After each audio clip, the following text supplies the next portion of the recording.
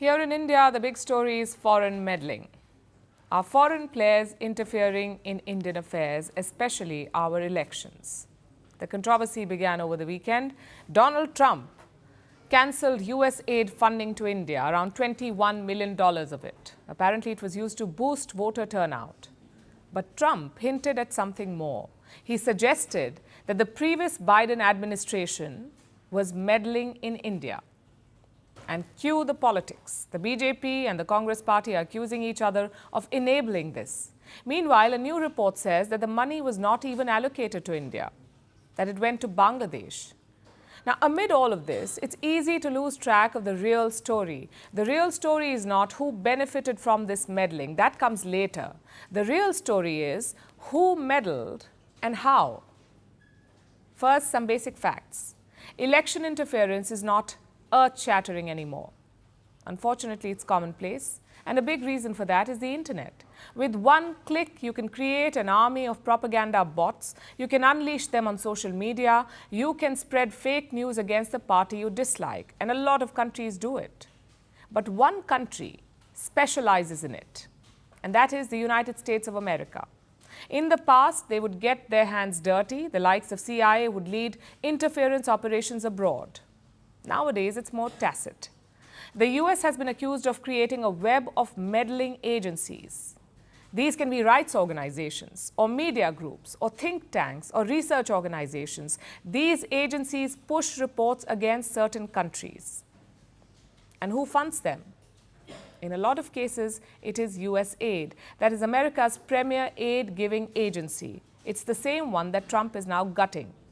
Now, USAID is linked to many foundations and organizations. Reports say among them is the Henry Luce Foundation. Henry Luce was an American media mogul. He founded the Time and Fortune magazines. The foundation itself funds a lot of programs, and some of them do look dubious.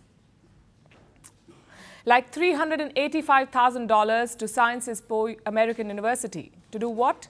To publish a report named Indian Muslims at a Time of Hindu Majoritarianism. This grant was given in March 2020.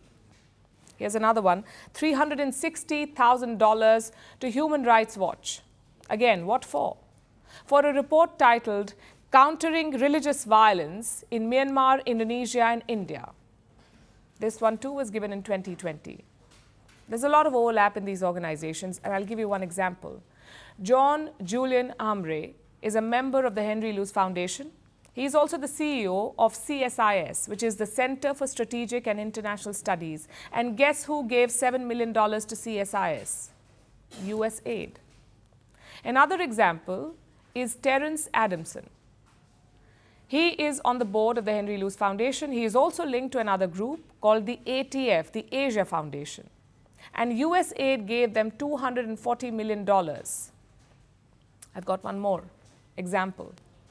This one involves the Open Society Foundations, the one run by George Soros and his family. Among the many OSF fellows is Arunima Bhargav. She also served as chair of the US Commission on Religious Freedom, the same commission that has been blacklisting India since 2020. Now, do you see the trend here? There is clearly an elaborate web. The same set of people, the same set of talking points, all of it connected to US government agencies and US aid. Their game plan is clear. Use so-called research papers or articles, undermine the legitimacy of India's democratic process, and question India's secular fabric. This seems to be the American playbook. But it's not just the Americans. Even China has allegedly tried to meddle. Last year, Microsoft published a report. They said China would likely use AI to interfere in India's elections. So meddling is certainly happening. Maybe the effect is too small to see it, or maybe they have hidden their tracks well. Either way, we need to fight it. And don't expect Donald Trump to do it for you. He doesn't care about India's elections. He's doing it for his own politics. He's doing it to pin foreign meddling charges on Joe Biden. So the action must be taken at home. Political parties in India need to change their approach to election meddling. The question should not be who benefited. The question today should be, who did it and how do we stop it? Merci beaucoup. Hi. How are you? Very well, thank you. Thank you for being here. Namaste, Mr. President. Bharat Kelogan, Komeri Namaste. How many people generally follow you in interviews? Typically, in a month, we have viewers up to 150 million. That's more than twice the population of France. And in the last 2 years, we had 3 billion viewers. So I say, Laurent, this is your chance to be famous. You're on Firstpost. One word to describe your equation with Prime Minister Modi. Amitié. As India and France work together, are you creating a new era of non-alignment in the technology space? India is a training superpower. 1 million engineers a year, more than all of Europe and the US combined. So we have that partnership.